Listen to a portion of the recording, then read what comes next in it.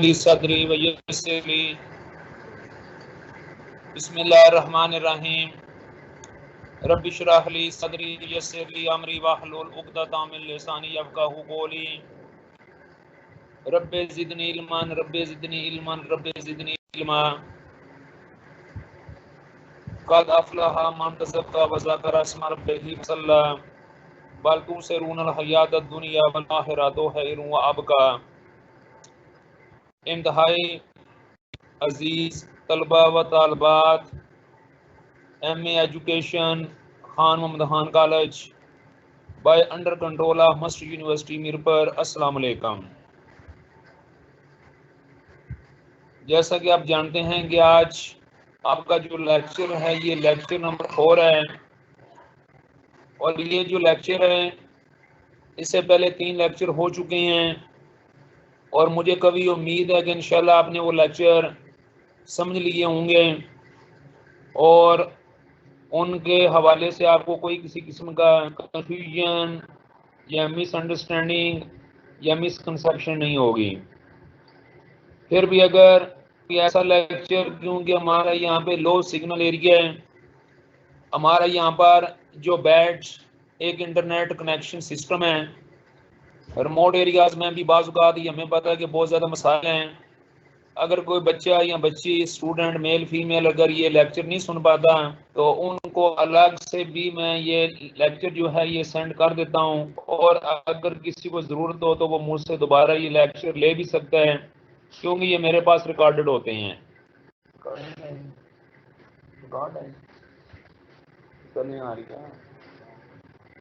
इसलिए कि ये जो लेक्चर नंबर 4 है ये भी रिकॉर्डेड मेरे पास मौजूद है, तो जिसको अगर इसकी ज़रूरत होगी वो आराम से ले सकता है, मुझे कह के कोई प्रॉब्लम नहीं है।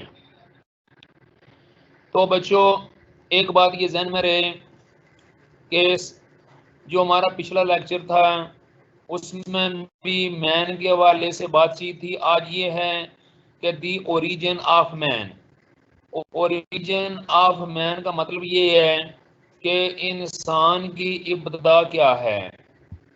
इससे पहले लेक्चर में मैंने आपको इस्लामी कंसेप्ट आपके सामने पेश किया था, और जिसमें मैंने वाज़ेह तौर पे आपको बताया था कि जो इंसान की ओरिजिन है वो तहरीक आदम से होती है, और आदम अलैहिस्सलाम जो हैं उनसे इंसानी आबादी का एक सिलसिला शुरू होता है।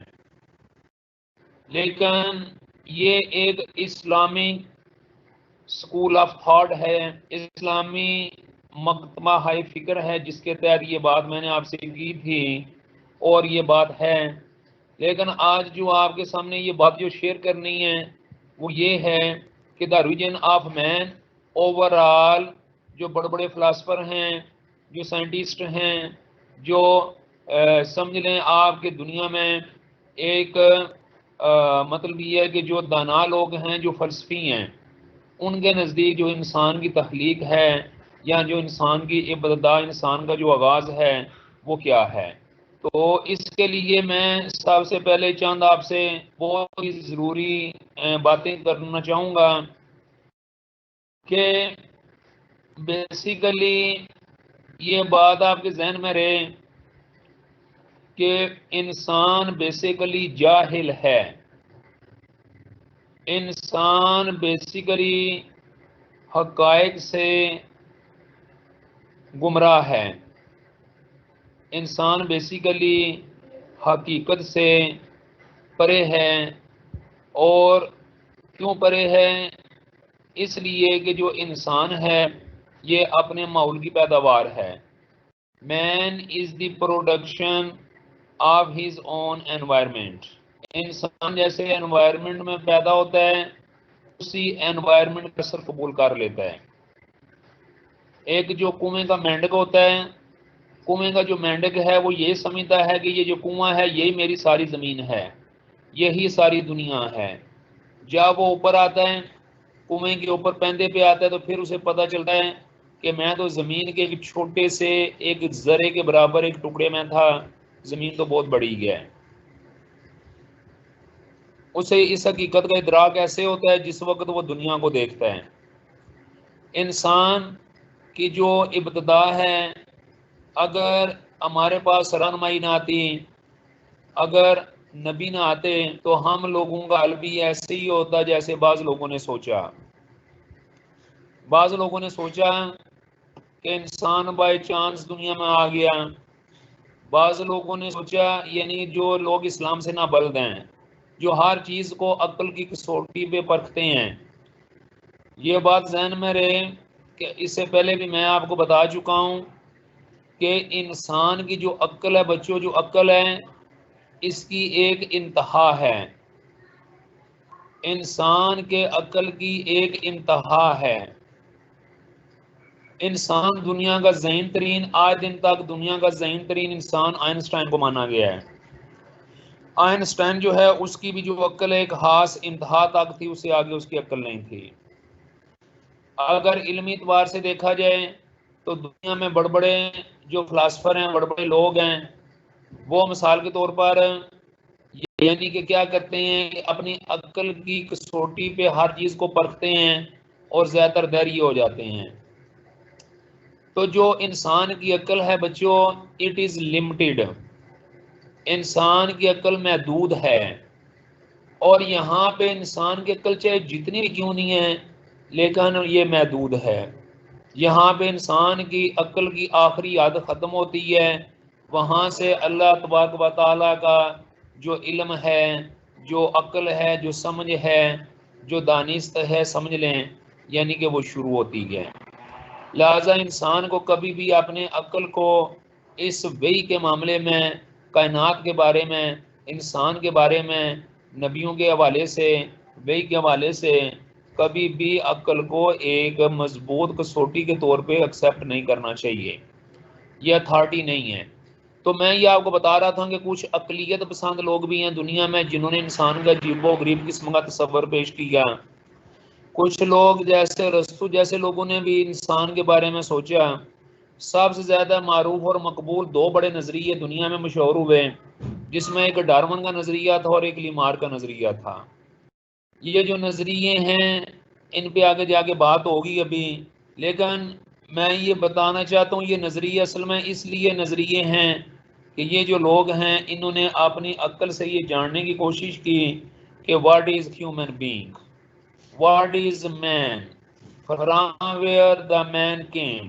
तो ये इस तरह के सवालात हैं जिनकी इन्होंने खोजने की कोशिश की, क्योंकि जो अहले अक्ल हैं, जो फ़िलासफ़र हैं, वो कहते हैं कि जो इल्म के ज़राया हैं वो इंसान के 5 सेंसेस हैं। तो हम उसी चीज़ को एक्सेप्ट या रियलिटी का मकाम देंगे, फैक्ट का नाम देंगे, जो हमारे 5 सेंसेस जिन्हें एक्सेप्ट करेंगे। तो बच्चों ये बात आपके जहन में होनी चाहिए कि हर चीज़ को 5 सेंसेस से हम लोग टैली नहीं कर सकते। तो 5 सेंसेस ठीक है, लेकिन दुनिया के जो सारे के सारे उलूम हैं वो 5 सेंसेस से नहीं आ सकते। तो लिहाजा यानी कि जो 5 सेंसेस हैं, मिसाल के तौर पर इनके ज़रिए हमारे पास जो भी इल्म होता है वो एक हतमी इल्म नहीं है, उसमें कन्फ्यूजन्स होती हैं और उसमें बहुत सारे मसाइल भी होते हैं। लिहाजा यानी कि बहुत सारे जो लोग हैं उन्होंने इस चीज़ पे बड़ी गलती खाई है और इस हवाले से उन्हें मतलब ये है कि कन्फ्यूजन का शिकार हुए हैं। अभी मैं आपको ये भी बताना चाहता हूँ कि जो मुख्तलिफ मकतबा हाय फ़िक्र हैं उन्होंने इसके हवाले से यानी क्या क्या इंसान के हवाले से क्या क्या यानी कि मुख्तलिफ किस्म के नज़रियात कायम किए हैं। मुझे उम्मीद है कागज़ पेंसिल आपके पास मौजूद हैं, तो आप तवज्जो के साथ यानी कि सारा कुछ सुन रहे हैं। मुझे कभी उम्मीद है इंशाल्लाह। तो मैं आपसे ये आपको ये मैं बताना भी चाहता हूँ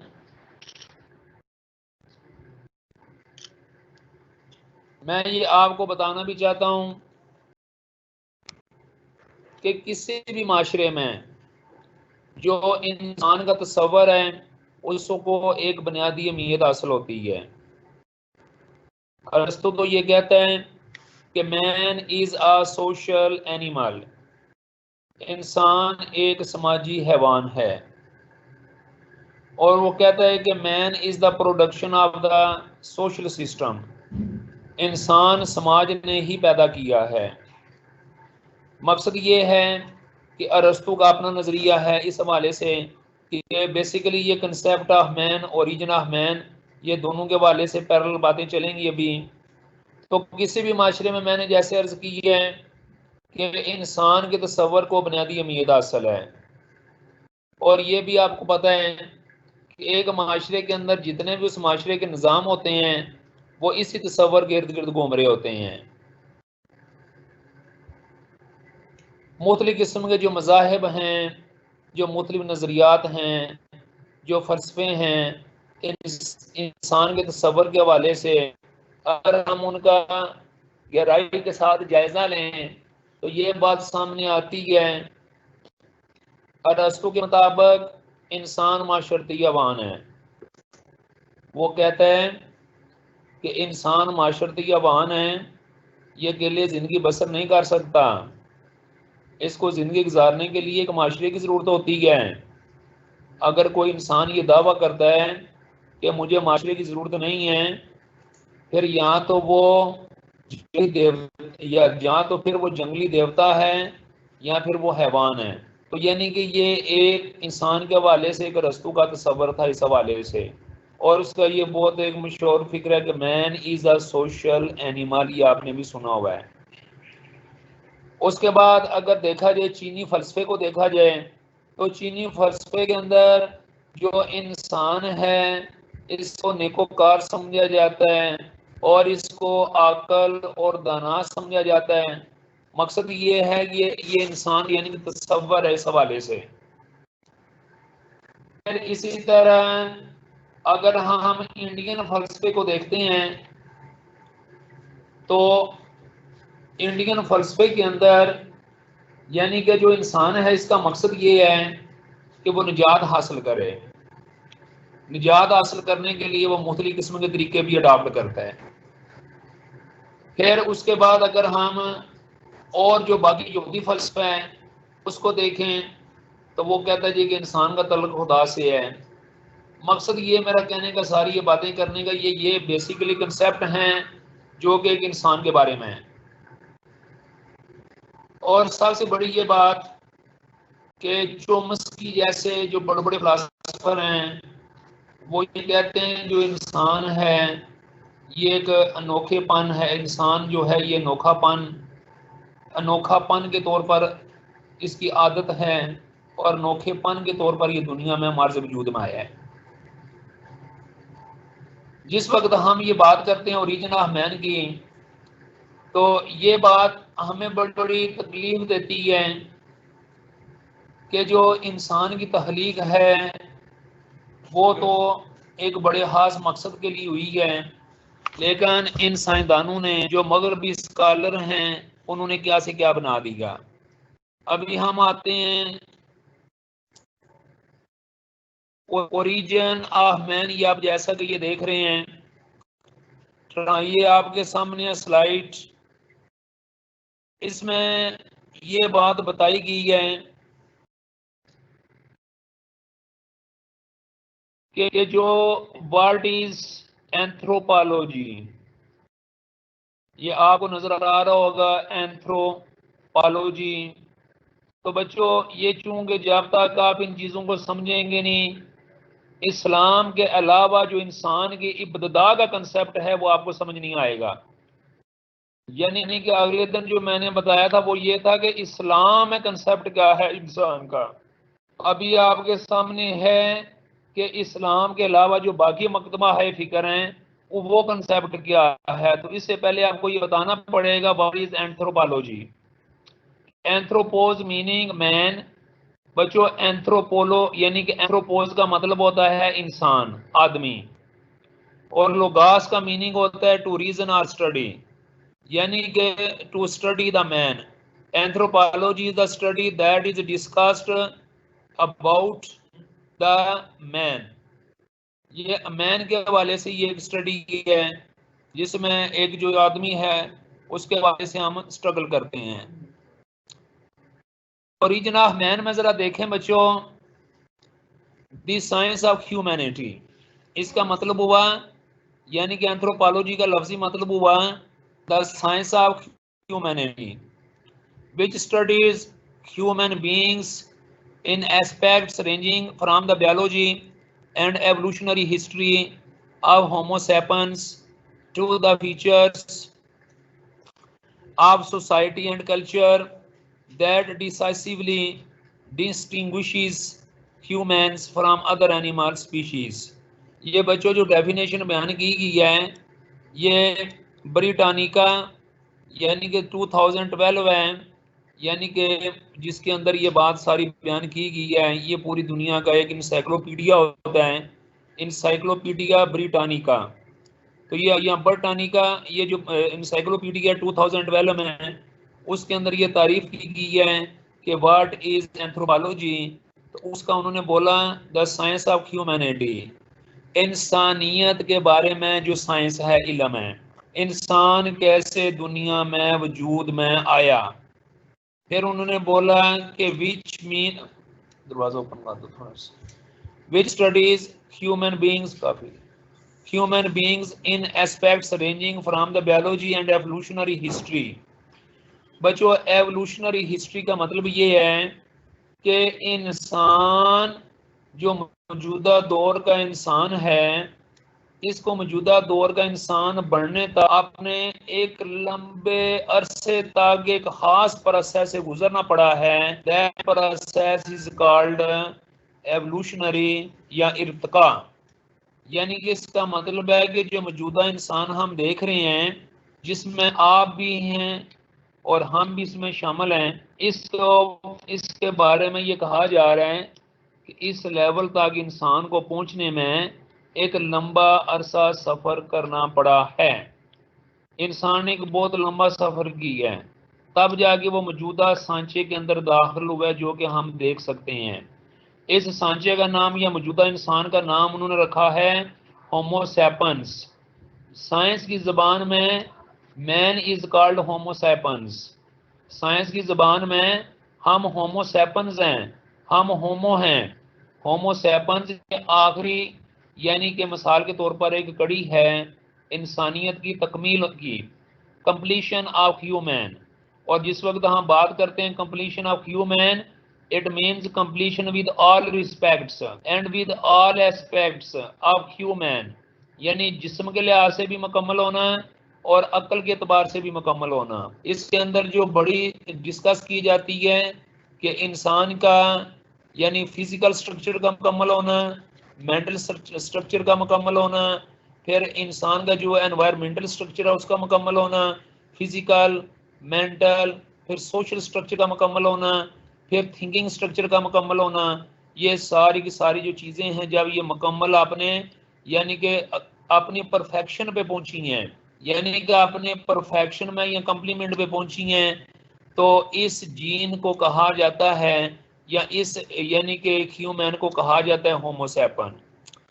और ये जो डेफिनेशन है ये इंसाइक्लोपीडिया ब्रिटानिका ने की है, जो 2012 को तरतीब दिया गया। मैं एक बार भी पढ़ रहा हूँ, the science of humanity which studies human beings in aspects ranging from the biology and evolutionary history of Homo sapiens to the features of society and culture that decisively distinguishes human from other animal species। फिर कहते हैं ये जो लफ्ज़ है decisively distinguishes, इसका मतलब होता है यानी कि जब ये इंसान बन गया है तो इसका अभी यानी कि बड़ा खास अंदाज में जो इसका फ़र्क है वो अभी पैदा हो चुका है यानी कि जानवरों के साथ।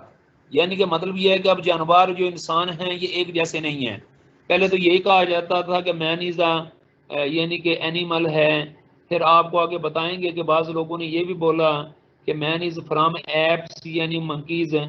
तो ये आगे जाके बातें होंगी। तो जो यहाँ तक तो क्लियर हो गया कि एंथ्रोपोलॉजी क्या है। Anthropology the science of, let's move. उसके बाद आगे है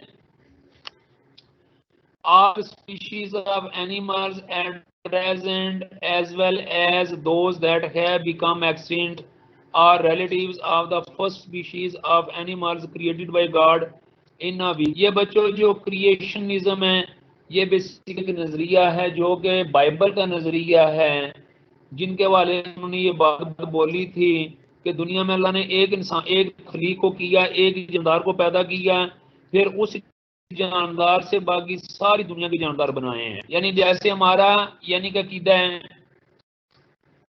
हमारा अकीदा ये है आदम अलैहिस्सलाम को बनाया गया और उससे सारे इंसान हमारे वजूद। ये कहते हैं यानी कि जो क्रिएशन यानी क्रिएशनिज्म है, इसमें ये कहते हैं कि खुदा ने एक स्पीशी बनाई, स्पीशीज ऑफ एक जानवरों की किस्म बनाई, उस किस्म से फिर ये सारे के सारे आगे जानवर पैदा हो गए। तो ये भी एक नजरिया है ओरिजिन ऑफ मैन के हवाले से, ये आपको पता होना चाहिए। क्रिएशनिज्म इसे कहते हैं कि अल्लाह ने पहले एक जानवर बनाया और वो जानवर क्या था, animals created by God in a weeks time. यानी कि अल्लाह ने एक मिसाल के तौर पर जानवर बनाया और उसे सारी की सारी जो मखलूक़ात है ये हमारे वजूद में आई। ये नज़रिया किसका है? ये यहूदियों का नज़रिया है, ये बाइबल का नज़रिया है। आगे जी, हालांकि ये तख्लीक शुदा है यानी कि बनाया। आगे बात आ रही है evolution. Evolution basically the process by which organisms change from a simple one celled organism to a complex organism। ये एवोल्यूशन की थ्योरी है जिसने दुनिया में एक इनकलाब बर्पा कर दिया था। I think that many of the students in education has the background of science.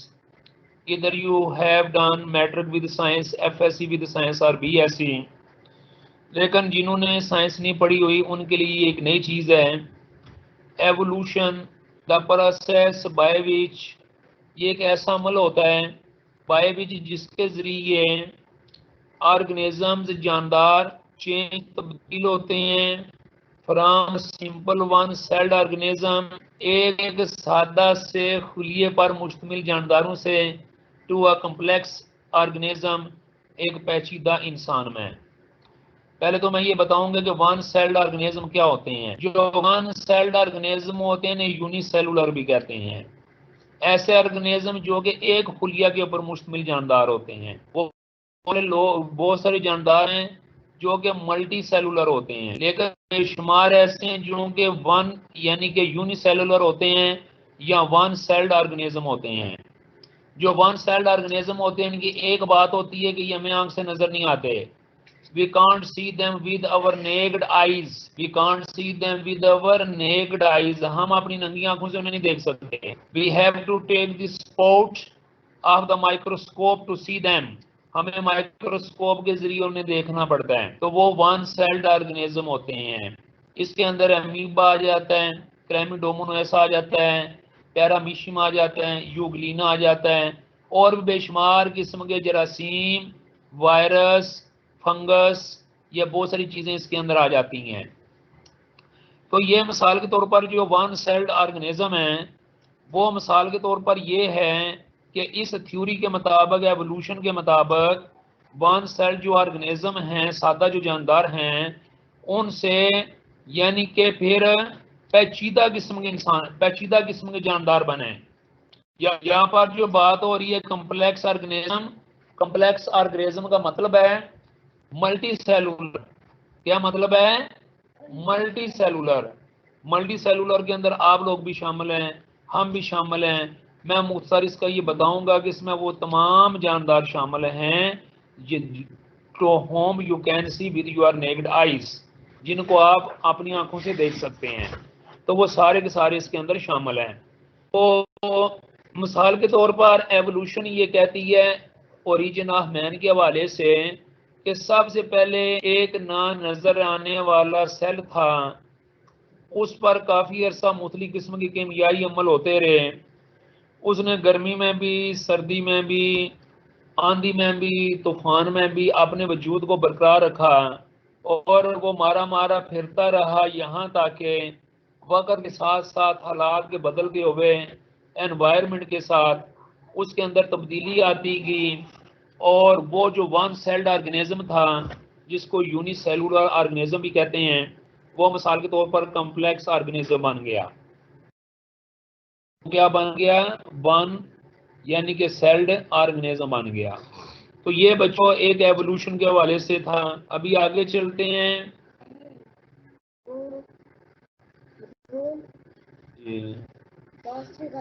TV खराब हो गया और नहीं रखना बच्चों। इसके अलावा फिर उन्होंने आगे मजीद बोला कि ये जो the lengthy process of change by which people originated from ape like ancestors, कहते हैं कि जिस वक्त वो एक जो माइक्रो ऑर्गेनिज्म था, जो वन सेल्ड ऑर्गेनिज्म था, वो मल्टी सेलुलर ऑर्गेनिज्म बना, तो उसके बाद फिर क्या हुआ, इसके लिए the lengthy process of change, इसके लिए तो वो कहते हैं कि तकरीबन कई लाखों साल गुजरे, साल यानी कि सैकड़ों साल भी नहीं, हजारों में नहीं, बल्कि कई लाखों साल गुजरे।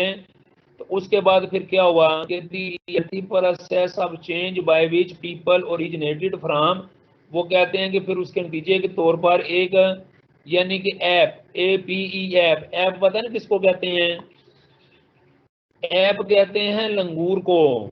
लंगूर की तरह का जानवर होता है, मंकी की तरह जानवर होता है लंगूर।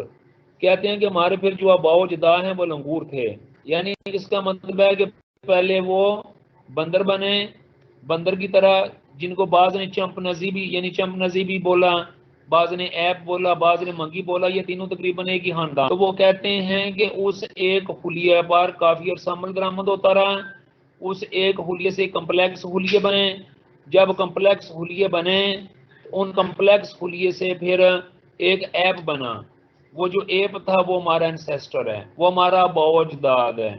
तो ये मिसाल के तौर पर एक यानी कि वो नजरिया मैं बयान कर रहा हूँ जो कि किसने पेश किया था, चार्ल्स डार्विन ने। ये कौन था, बेसिकली ये इंग्लिश नेचुरलिस्ट था।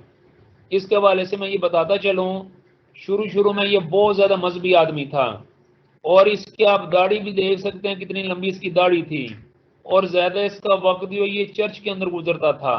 बड़ा कट्टर ये ईसाई था, बहुत कट्टर ईसाई था।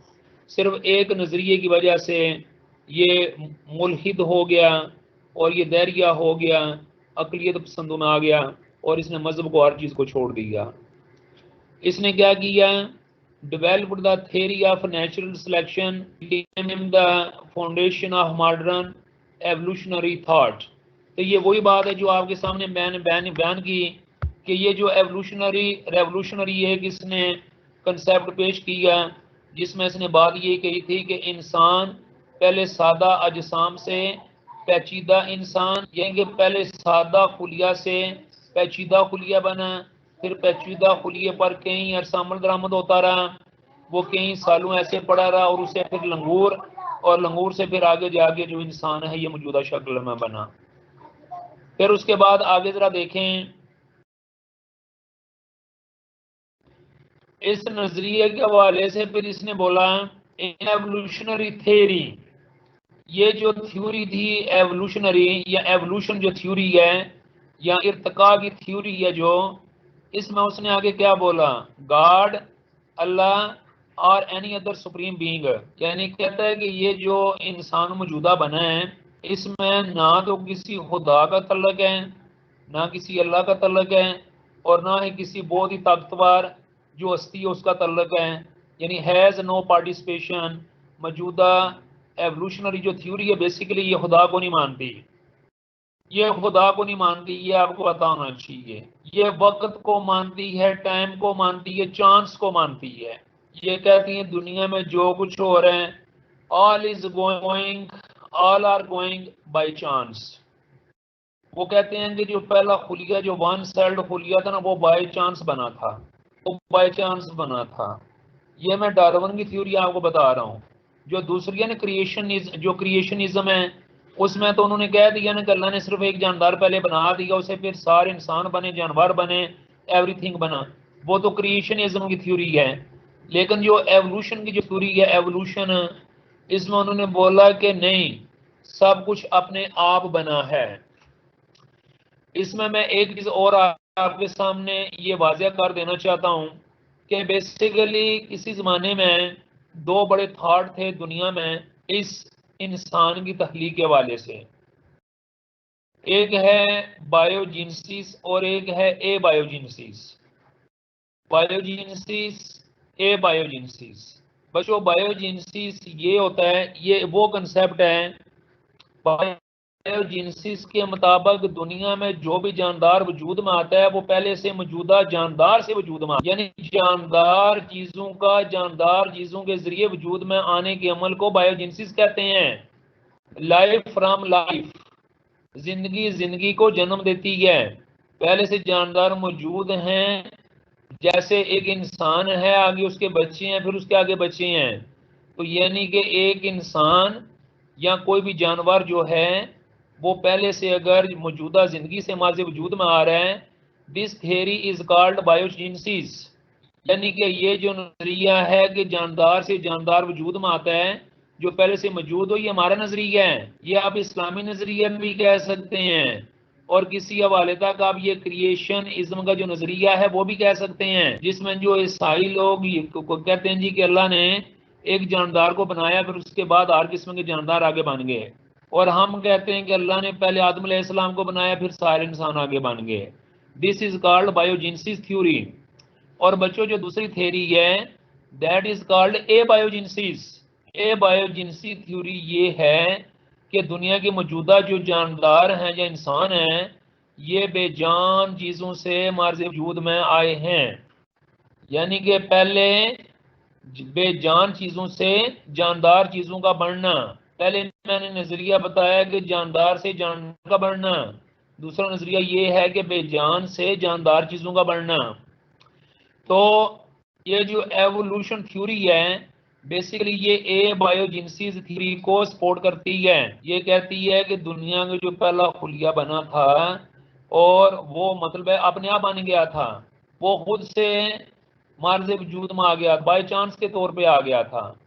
फिर उसके बाद कम्प्लेक्स यानी कम्प्लेक्स ऑर्गेनिज्म बना। फिर उसके बाद मंकी, एप्स, चैंपैंजी, और फिर उसके बाद होमिनिड, और ये आगे सारी तफसील में आगे चल के आपसे शेयर करता हूँ। लिहाजा ये जो डार्विन है, जो कि एक बहुत बड़ा मजहबी स्कॉलर था, मजहबी साइंसदान था और बहुत तेज आदमी था, इसका जरा देख लें कि इसने ये बोला कि इंसान की तख्लीक में there is no God, there is no Allah, there is no super being, there is no supreme being. और मुझे उम्मीद है कि अभी आपको ये बात समझ आ गई होगी। अभी नेक्स्ट आगे है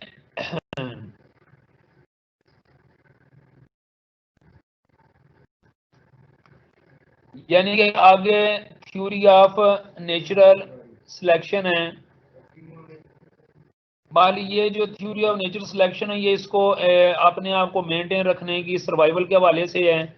इसे हम आगे चलते हैं। ये आप लोग देख सकते हैं, who are the first inhabitants. ये आपके सामने मुख्तलिफ किस्म की मैंने तस्वीरें लगाई हुई हैं। आप महसूस न करना अपनी तस्वीर पहचाने इसमें कौन सी है। पहचान ली?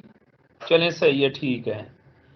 आप जरा देखें जो दुनिया का सबसे पहला इंसान था वो आपके सामने है। ये देखें, it's just like monkey, just like ape, just like chimpanzee. फिर उसके बाद जरा देखें कि उसके जिस्म में थोड़ी सी तब्दीली आती है और वो उसके बाद ये दूसरे स्टेज पे चला जाता है। फिर उसके बाद उसके अंदर और थोड़ी सी वेरिएशन आती है, वो तीसरे स्टेज पे चला जाता है। फिर उसके बाद ये चौथे स्टेज पे चला जाता है। आप ये स्टेज देख रहे हैं, फिर पांचवा स्टेज देख लें और ये छठा स्टेज देख लें, उसके बाद अपने आप को देख लें। तो ये 7वां स्टेज है जो कि मिसाल के तौर पर एक इंसान की जिंदगी में according to the Darwin theory की मैं बात कर रहा हूँ। मैं ये अपनी बात नहीं कर रहा, ये डार्विन की थ्योरी की बात कर रहा हूँ, जो कि ये कहता है कि एक जो खुलिया था वो काफ़ी अरसा उस पर मुख्तलिफ केमिकल एक्शन होते रहे, फिर उसे यानी कि उसे मल्टी सेलुलर बने, मल्टी सेलुलर से पहला ये ऐप बना, फिर उसके बाद कई हज़ारों साल का अरसा गुजरा तो ये, फिर कई हज़ारों साल अरसा गुजरा तो फिर ये, इस पर भी कई हज़ारों साल का, यानी कि इसमें हर एक के जो स्टेप है ये स्टेप बाय स्टेप इंसान आगे बढ़ा। हर स्टेप जो है वो कई हज़ारों सालों को ज़ाहिर करता है। हो सकता है यहाँ से यहाँ इस प्रोसेस माने में इंसान को हो सकता है कि 5000 साल लगे हों, यहाँ से यहाँ पर आने में भी हो सकता है इंसान को 5000 साल लगे हों, यहाँ से इस टाइम आने के लिए भी इंसान को हो सकता है कि 5 से 10, यानी कि हर स्टेप के अंदर जो भी आपको नजर आ रहे हैं, यानी कि इंसान को बेशुमार टाइम लगा हो। फिर एक बात इसके अंदर ये है कि ये जो पहला इंसान था, ये जैसे आप ये नंबर 1 पे देख रहे हैं, ये भी मिसाल के तौर पहला आप देख लें, दूसरा या तीसरा, इनकी फिजिकल डेवलपमेंट तो हमें नजर आती ही है, लेकिन जो मेन मसला था वो थी मेंटल डेवलपमेंट। इनके अंदर जो मेंटल डेवलपमेंट थी वो बहुत कम थी, मेंटल डेवलपमेंट ना होने के बराबर थी। और जिस वक्त मेंटल डेवलपमेंट ना होने के बराबर थी तो फिर ये अपने जंगलों में भी रहता रहा, पहाड़ों में भी रहता रहा, वक्त की सोबतें भी बर्दाश्त करता रहा, तकलीफें भी। फिर इसने तजर्बात से सीखा, यानी कि इसने कहते हैं कि people are not wiser, people are wiser, यानी कि लोग अक्लमंद नहीं होते, people are wiser with their experience. उनके जो तजर्बात होते हैं उन्हें अक्लमंद बनाते हैं। इन्होंने तजर्बे की रोशनी में सीखा। जब इन्होंने तजर्बे से सीखा तो इनके दिमाग के अंदर डेवलपमेंट हुई, मेंटल डेवलपमेंट हुई। फिर जब मेंटल डेवलपमेंट हुई तो वो मेंटल डेवलपमेंट के साथ ये आगे जो चौथे स्टेज पे गया तो यहाँ पे इसका जिस्म ही काफी बेहतर था, और इसका जो मेंटल डेवलपमेंट है वो पहले की बनिस्बत ज्यादा बेहतर थी। उससे पहले तो इंसान है, ये आपको शायद पता है कि नहीं पता, ये दूसरी अगर तस्वीर आप देखें तो इंसान यहाँ पर जो शक्ल में ये नजर आ रहा है, ये खड़ा होकर नहीं चल सकता, ये दोनों पाँव और दोनों हाथों के साथ चल रहा है। यानी पहला और जो दूसरा स्टेज है, ये डार्विन बताता है कि ये जो पहला और जो दूसरा स्टेज है, इसमें जो इंसान है ये अपने पाँव और हाथों के साथ चला करता था। तीसरे स्टेज में आके उसने टांगों के साथ सीखना शुरू कर दिया चलना, और जो हाथ हैं इसने फिर जमीन पे नहीं लगाए। फिर उसके बाद तो आगे, लेकिन ये थोड़ा सा उस वक्त भी टेढ़ा था। और आज ये जो कहा जाता है ना कि इंसान की जो दुम है, दुम नहीं है, पहले वाकई दुम नहीं थी, दुम थी पहले, लेकिन चूंकि वक्त के साथ इंसान ने इसका जो इस्तेमाल तर कर दिया तो एक म्यूटेशन प्रोसेस होता है जिसमें आगे उसकी दुम खत्म होगी। एक बात। दूसरी बात जो सबसे समझने की है वो ये है कि मिसाल के तौर पे आज भी आप लोग देखते हैं कि इंसान की जो कमर होती है, जो बैक बोन होती है, वो क्या होती है, वो टेढ़ी होती है। आज भी अगर आप उसकी तस्वीर लें तो इंसान की बैक बोन और जो जानवरों की बैक बोन में कोई खास फर्क नहीं होता। इससे यानी कि वो ये दलील देते हैं, ये मेरी दलील नहीं है, this is not my argument, these are the arguments of Darwin and theory and its supporters.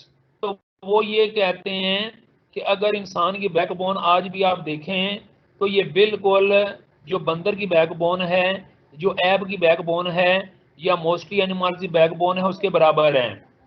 तो जिस वक्त इंसान ने अपने हाथों का इस्तेमाल तर्क कर दिया, उसके बाद उसकी बैकबोन में थोड़ा सा फर्क आ गया। पहले इंसान की जो टांगे इतनी मजबूत नहीं थी, फिर उसने इनका इस्तेमाल करना शुरू कर दिया और वो यानी कि मिसाल के तौर पर ज्यादा टांगे मजबूत हो गई, उसने हाथों का इस्तेमाल कम कर दिया। और हालांकि पहले आप देखें, अगर पहले दूसरे नंबर पर ये जो बंदर हैं, इनके बाजू और टांगे दोनों मोटी हैं, इसलिए कि उस जमाने में इन्होंने दरख्तों के ऊपर रहना होता था और हाथों का ज्यादा इस्तेमाल था। और आपको ये मैं बता दूं कि ये भी एक थ्योरी है, बल्कि ये डी वरीस और लिमार की थ्योरी है कि आप जिस वक्त किसी भी चीज का इस्तेमाल तर कर देते हैं वो चीज नकारा हो जाती है, यूजलेस हो जाती है, खत्म हो जाती है। आप आज 3 महीने के लिए बिस्तर के ऊपर बैठ जाएं, उसके बाद आप चलने की कोशिश करें, आप सही तरीके से चल नहीं पाएंगे, इसलिए कि आपने अपनी टांगों का इस्तेमाल जो है ये तर कर दिया था। और अगर यही अरसा इंसान के ऊपर को 1000 साल या 4 या 500 साल तक गुजरे तो फिर क्या होता है कि इंसान के उस जिस्म में म्यूटेशन का अमल शुरू हो जाता है, और म्यूटेशन की वजह से वो जो हिस्सा होता है वो मिसाल के तौर पर उसके अंदर बहुत बड़ी तब्दीली आ जाती है। आज भी मैं एक छोटी सी आपको ये मिसाल देना चाहूँगा कि आज भी अगर आपने चीज़ को टेस्ट करना है तो आप ये कर सकते हैं कि आप लोगों के नाहन आप लोगों के जो नाहन है, अगर आप तकरीबन 5 साल तक अपने उंगलियों के नाहन यानी कि मतलब यह है कि एक हाथ से ज्यादा अगर आप काटते रहेंगे तो उनके आगे जो गोश्त होता है वो ज्यादा ऊपर की तरफ चला आएगा। यानी 5 साल तक अगर आप काटते रहेंगे तो अगर यहाँ तक आज जो आपके नाखूनों की रेंज है, यहाँ तक आपके नाखून जा सकते हैं गोश्त के बराबर, और गोश्त यानी कि आगे से यानी कि मतलब है उसके बराबर है तकरीबन, लेकिन अगर आप नाहन ज़्यादा काटना शुरू कर देंगे तो 5 साल तक अगर आप ऐसा करेंगे, बल्कि 3 साल तक भी ऐसा करेंगे, तो आपके नाहनों के आगे जो गोश्त होता है ये आपके नाहनों के ऊपर हो जाएगा और आपके नाहन नीचे दब जाएंगे। यानी कि जो ये लोग हैं ना फलसफे वाले, वो इस चीज़ की मिसाल देते हैं कि अगर आप किसी चीज़ का जो इस्तेमाल है उसको तर्क करते हैं या उसके इस्तेमाल को छोड़ देते हैं या किसी चीज़ को खुला छोड़ देते हैं तो उसके अंदर म्यूटेशन हो जाती है। तो अभी आगे चलते हैं। According to science everyone came from primates. बच्चों अब ये बात हुई बड़ी इंपॉर्टेंट, जितनी मैंने आपसे बातें की हैं उसका नतीजा भी आपके सामने आ गया है। नतीजा वो सामने ये आया है बच्चों कि ये जो ज़रा आप पिछली यानी कि स्लाइड पे देखें, ये जो सबसे पहला आपको नजर आ रहा है ना जानवर जो सबसे छोटा है, पहला इंसान यानी बंदर की तरह, इसको बोलते हैं प्राइमेट्स। इसको क्या बोलते हैं? प्राइमेट। ये आपको पता होना चाहिए। यानी कि बंदर से जो पहला इंसान बना या ऐप से जो पहला इंसान बना, चिंपैंजी से जो पहला इंसान बना कई लाखों सालों के बाद, उसका इन्होंने नाम रखा प्राइमेट। ये याद रहे आपको। तो एवरीवन केम फ्रॉम प्राइमेट्स, ये थ्योरी है इनकी। ये कहते हैं कि जो हर चीज़ है वो प्रीमेट से है। जो प्राइमेट पहले इंसान को कहते हैं, जो पहला इंसान है वो क्या था? वो प्राइमेट था। और उसकी शक्ल फिर एक बार देख लें, आपको मुझे पता ये शक्लें बहुत पसंद आ गई हैं। तो ये जो सबसे पहली शक्ल है, दिस इज कॉल्ड प्राइमेट। फिर आगे चलें, वो कहता है closest relative of human are the chimpanzees. कहते हैं कि आज भी इंसान का जो सबसे करीब तरीन जो रिश्तेदार है वो चिंपैंजी है। आप डू यू बिलीव इट? क्या आप इस चीज़ पे बिलीव करते हैं? वैसे तो अंग्रेज लोग पता है क्या करते हैं? अंग्रेज लोग ये करते हैं, वो चिंपैंजी पालते हैं, फिर उनको बड़ा एनवायरनमेंट देते हैं, फिर वो चिंपैंजी उनके बच्चे होते हैं, वो उनके अपने बच्चों से बहुत मोहब्बत करते हैं, अपने सीनों से बच्चों को लगाते हैं, फिर उनके ऊपर डॉक्यूमेंट्री फिल्में बनती हैं और कई फिल्में से पहले बन चुकी हैं।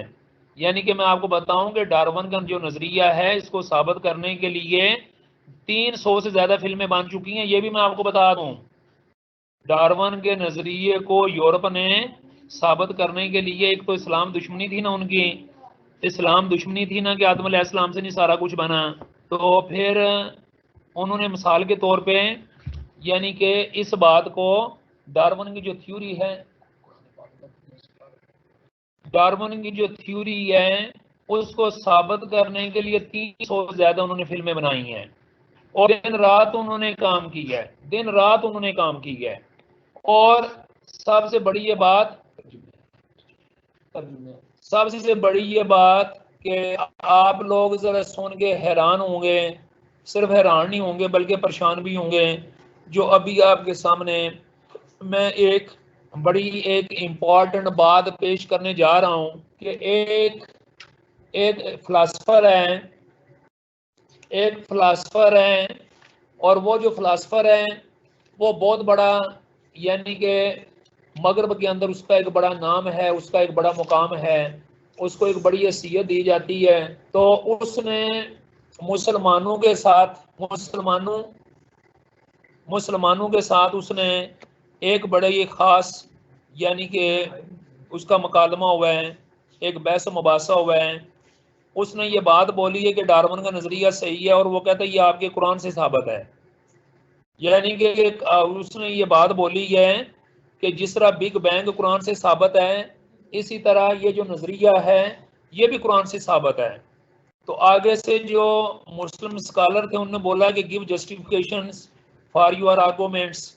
तो उसने जो हमारा 29वां सिपारा है, तबारक अल्लाज़ी बियदिहिल मुल्क व हुवा अला कुल्लि शैइन क़दीर से जिसका आगाज़ होता है, उसकी सूरह एक दाहर है। ये मैं आपसे शेयर कर रहा हूँ, पता होना चाहिए आप लोगों को। सूरह दैर, दैर का मतलब होता है ज़माना, लॉन्ग पीरियड्स ऑफ टाइम, ज़माना, मुद्दतें। नाम ही ऐसा है ज़माने, बेशुमार ज़माने, लाखों करोड़ों साल का अरसा ज़माना। इसमें इसकी जो पहली आयत है, इसकी कुरान पाक की जो 29वां पारा है, उसकी जो सूरत दाहर है, उसकी जो पहली आयत है, अल्लाह ताला फरमाते हैं हाल अता अलल इंसान मिन दाहर लम यकुन शैयन शैअ मज़कूरा। आप दोबारा वो कुरान पाक की आयत सुने, हाल अता अलल इंसान मिन दाहर लम यकुन शैअ मज़कूरा। तर्जुमा इसका मतलब पता आपको क्या तर्जुमा? मैं उसका तर्जुमा बताने लगा हूँ। इसका तर्जुमा जो है वो उसने जिस वक्त दुनिया में पेश किया तो दुनिया हैरान होगी। उसने इसका तर्जुमा ये है, हाल अता अलल इंसान हीनु मिन दहर, क्या इंसान पर लामुतनाई जमाने का एक वक्त ऐसा भी गुजरा है। यानी कहते अल्लाह ताला कहते हैं कि इंसान के ऊपर एक लामुतनाई जमाना कीनो मिना दाहर, दाहर जमाने को कहते हैं। इंसान के ऊपर एक लंबा अरसा ऐसा भी गुजरा है, ये इसका मतलब है। पहले हिस्से का, आयत के पहले हिस्से का मतलब है कि जो इंसान है इसके ऊपर एक लंबे जमाने का एक अरसा ऐसा भी गुजरा है, लम यकुन नहीं था ये कुछ शै या मज़कूरा, यानी कि जब ये कोई काबिल जिक्र शै नहीं था, जब ये कोई काबिल जिक्र चीज नहीं थी, जब ये कोई काबिल जिक्र यानी कि मतलब यह है कि ना जिक्र थी चीज थी, ना शै थी, ना बींग था, ना कुछ और था। तो आप जरा देखें कि इस जिस आयत को जिस वक्त हम लोग पढ़ते हैं, तो इस आयत के जरिए हम लोग ये कि कितनी बड़ी एक आप खुद सोच लें कि जिस वक्त हम इस आयत को पढ़ते हैं तो हालांकि इसका जो तर्जुमा है, ट्रांसलेशन है, वो कुछ हो यानी कि इस तरह ज़ाहिर नहीं करते मीनिंग को जिस तरह हम लोग सोच रहे हैं या सोचते हैं, लेकिन उन्होंने जो अहले मुश्तरिश यानी मुतशिरक जो लोग हैं, ओरिएंटलिस्ट जिन्हें कहते हैं, उन्होंने डार्विन के नज़रिए को साबित करने के लिए हमारे कुरान पाक से ये रेफरेंस दी है। उन्होंने ये रेफरेंस दी है कि देख लें आपके कुरान पाक के अंदर ये बात मौजूद है कि एक इंसान की तख्लीक से पहले का एक अरसा ऐसा गुजरा है, और ही ना दाहर का मतलब होता है लंबा अरसा, करोड़ों साल, कि जब ये कोई काबिल जिक्र शय नहीं था।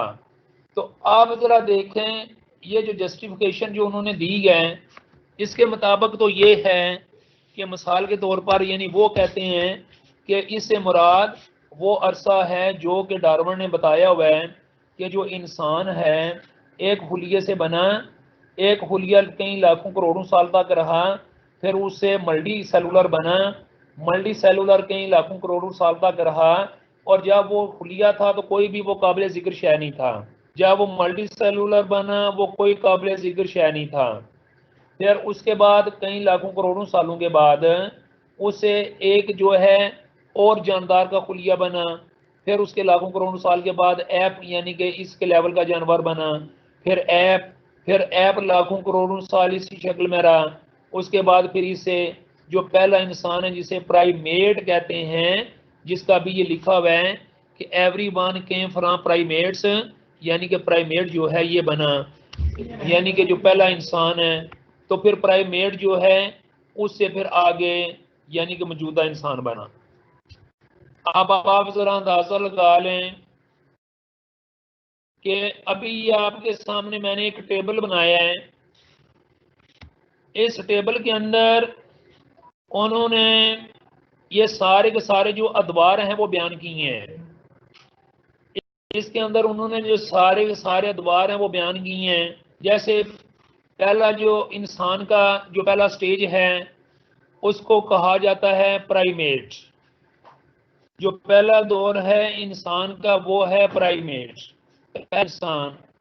प्राइमेट के अंदर ये जो प्राइमेट है ये दोनों बाजुओं और दोनों टांगों के ऊपर चला करता था, यानी ये दोनों बाजुओं के ऊपर दोनों टांगों के ऊपर चला करता था, टांगे भी इसकी बहुत छोटी थी और जो इसका दाढ़ था, जो बैकबोन था, वो भी इसकी बहुत छोटी थी। उसके बाद कई सालों तक वो मुख्तलिफ जंग के धक्के खाता रहा, माहौल में फिरता रहा, एनवायरनमेंट में फिरता रहा, जंगलों में फिरता रहा, पानियों में फिरता रहा। फिर उसके बाद जो नई शक्ल बनी उसका नाम था प्रोसिमियंस। जो प्रोसिमियंस है ये भी चारों यानी दो बाजू दो टांगों के ऊपर चलने वाला था, लेकिन इसके अंदर इसके जिस्म में थोड़ी सी म्यूटेशन हो चुकी थी, इसके अंदर वेरिएशन हो चुकी थी।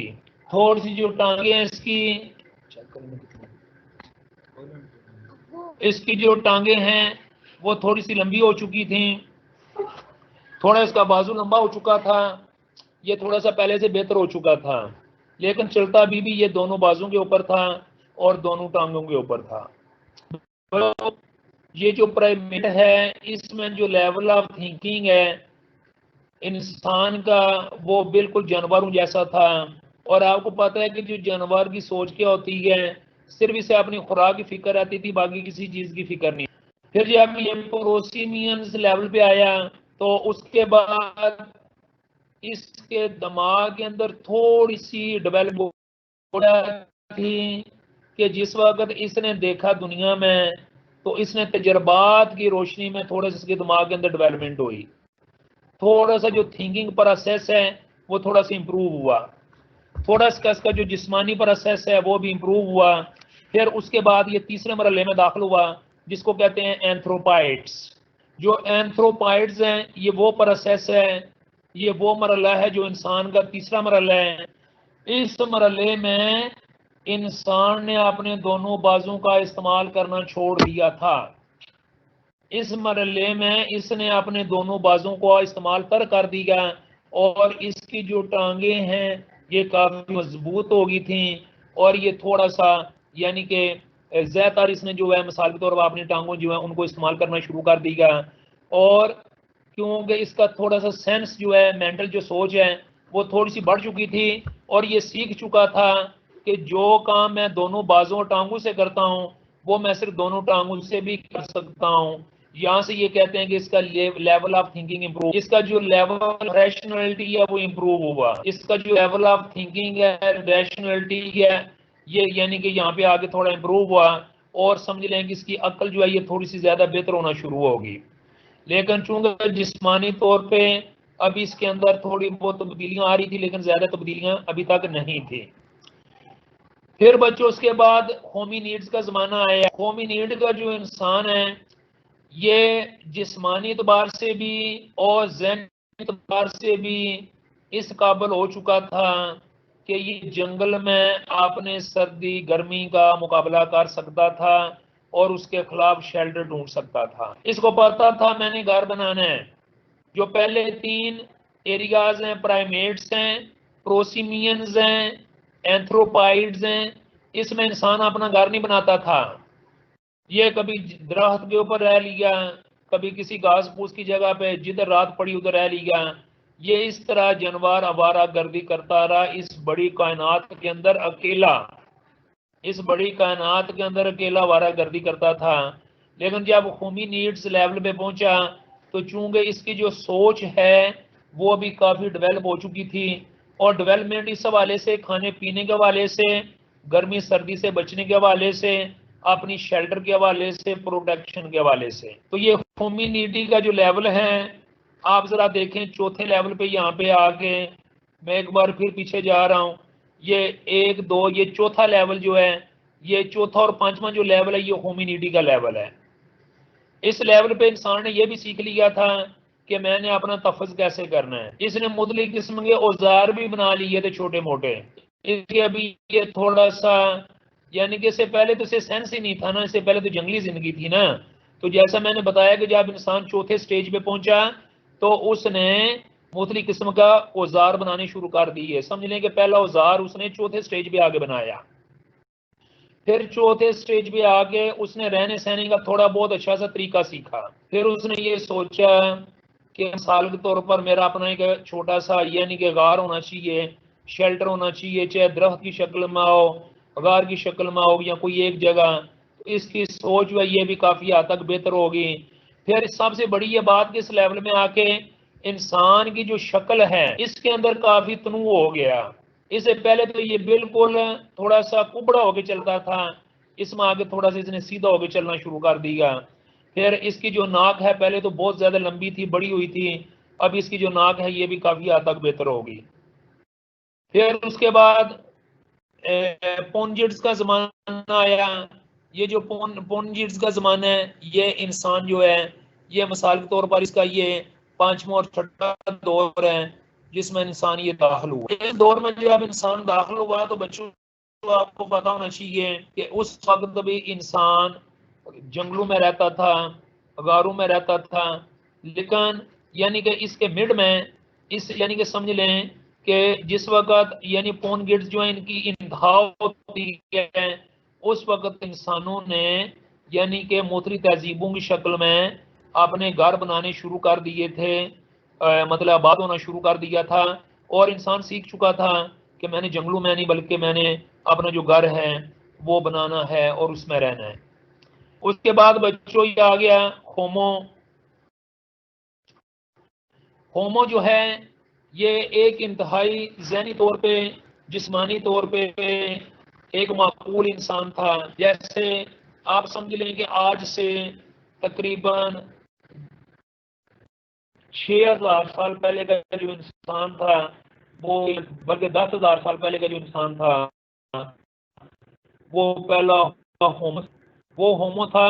और उसे जिंदगी गुजारने के लिए यानी कि एक जीवन साथी की भी जरूरत थी, उसे जिंदगी गुजारने के लिए एक घर की भी जरूरत थी, उसे जिंदगी गुजारने के लिए खास मिकदार उसकी भी जरूरत थी, उसको जिंदगी गुजारने के लिए यानी शेल्टर की जरूरत थी।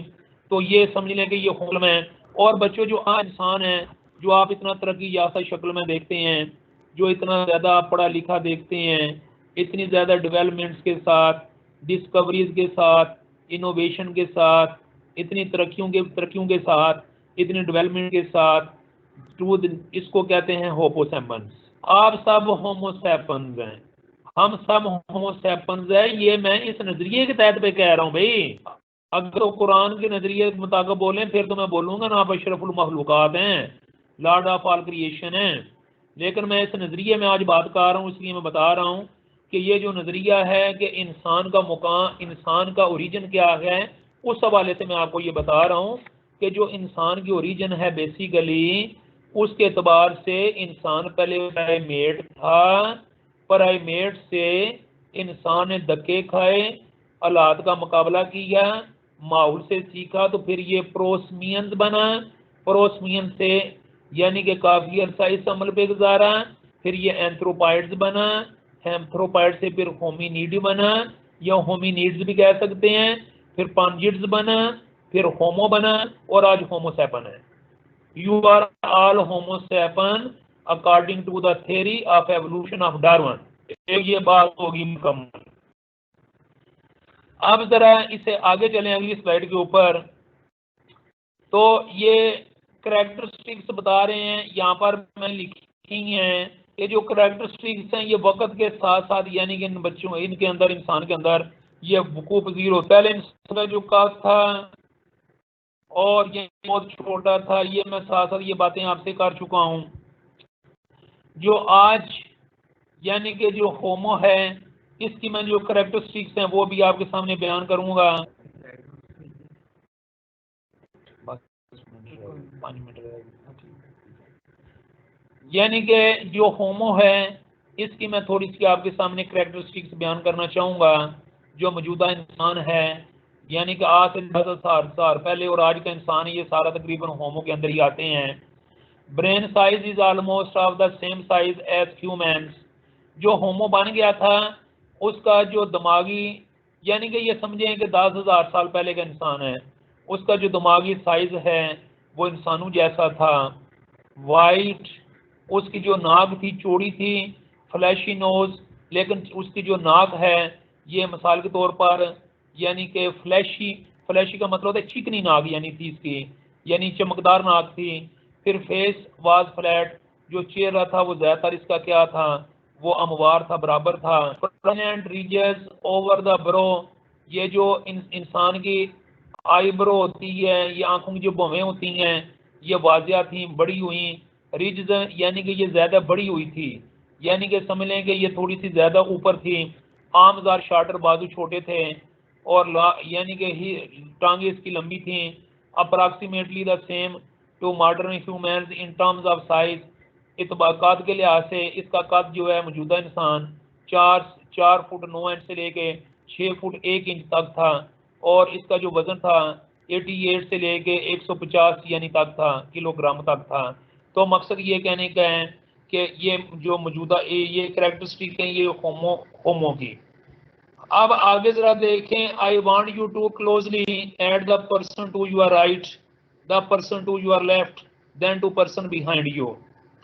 आज आप जरा आपने आगे देखें, आपने पीछे देखें, दाएं देखें, बाएं देखें, जो आपको इंसान नजर आएगा उसमें देख लें थोड़ा बहुत फर्क तो है, लेकिन आप देख सकते हैं कि आज का जो इंसान होमोसैपन है, ये पहले होमो से, होमिनिडी से, प्राइमेट से कितना ज्यादा मुख्तलिफ था। अब आज का जो इंसान है बेसिकली, यानी कि 3 टाइप्स ऑफ होमो। जो होमो थे ना बेसिकली, उसकी यहाँ पर किस्में भी आ गई हैं, क्योंकि जैसे मैंने आपको बताया कि जो होमो स्टेज है बेसिकली ये है मौजूदा इंसानों का स्टेज ही है, लेकिन ये इसका पहला स्टेज, ये इसका आगाज वाला स्टेज है। तो इसका आगाज वाला स्टेज में क्या था कि होमो हैबिलियस, इसकी 3 उन्होंने स्टेज बताए। होमो हैबिलियस यानी मैन ऑफ स्किल, महारत वाला आदमी। आगे homo erectus, man who walks upright, वो इंसान यानी जो सीधा चल सकता है। और होमोसैपन जो हम लोग आज की शक्ल में, मैन हु थिंक्स, आदमी जो सोच सकता है। ये मैं आपको बताऊं, ये जो इंसान की सोच है, it is the production of mutation of a long hours of the long hours and long periods of the time. काफी अरसा जो है इंसान इस सिचुएशन में रहा, तो इसके दिमाग के अंदर ये तब्दीली आई, और कि उसके अंदर सोचने समझने की जो है ये तब्दीली, और ये इसके अंदर ये कुव्वत पैदा हुई। अभी आगे देखें, जो टाइप्स ऑफ होमोसैपन है जो आज का इंसान है, इन टाइप्स हैं, लेकिन इनकी जरूरत नहीं है। बस इस बात पे मैं यानी कि ये कहना चाहूंगा, ये जो थ्योरी है एवोल्यूशन, इसको मैं जरा थोड़ा सा, God created the first organism but it muted adopted to the changing environment and so it evolved. ये बेसिकली थिस्टेट यानी कि थिस्टिक एवोल्यूशन है, यानी कि जिसके हवाले से यानी कि वो क्या कहते हैं कि अल्लाह ने पहले, मतलब इसमें ये भी नजरिया जैसे आगे बयान हुआ कि एक अल्लाह ने शुरू में ऑर्गेनिज्म बना दिया जो कि एक हुलिया का था। यानी कि ये असल में बेसिकली इस नजरिए डार्विन के अंदर भी थोड़ी सी वेरिएशन आ गई है। जिस वक्त उन्होंने कहा था ना कि बाई चांस बन गया, तो उस पर बड़े इतराज हुए हैं, तो इन्होंने इस लफ्ज के साथ लगा दिया जी बड़ी ताकत है, कुव्वत है। बहरहाल एक मुख्तसर ये है बच्चों कि मैं अभी जो एंड पे आपसे ये बात ये करना चाहूंगा मैन के हवाले से, वो ये है कि जो इंसान है, ये मैंने जितने नजरियात पेश किए हैं ये सारे के सारे साइंटिफिकली हैं, और इंसान की ओरिजिन इब्तिदा के हवाले से हैं, और आपको पता होना चाहिए।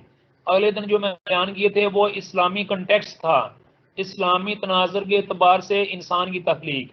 आज जो मैंने बताया ये है कि इस्लाम के अलावा जो दूसरा नजरिया है उसमें इंसान की तख्लीक।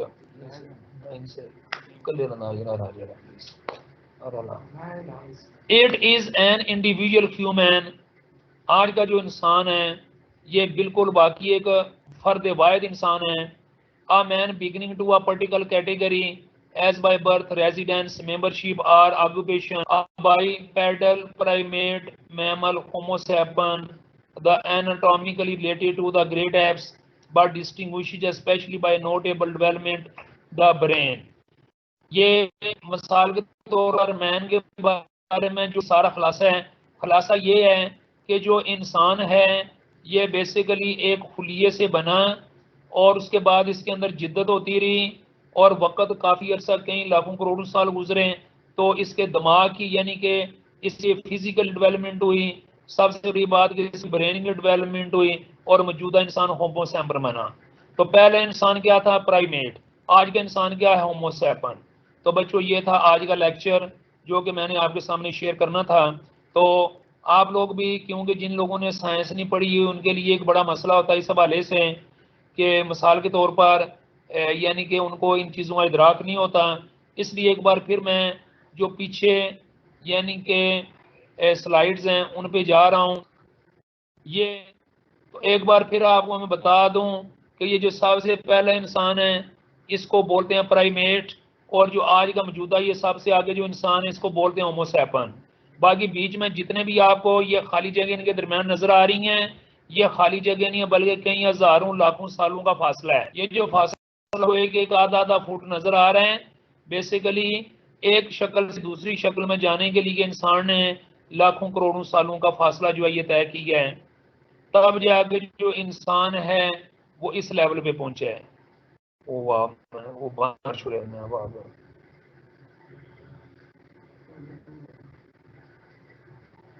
बस सही है ना, पहुंचा है।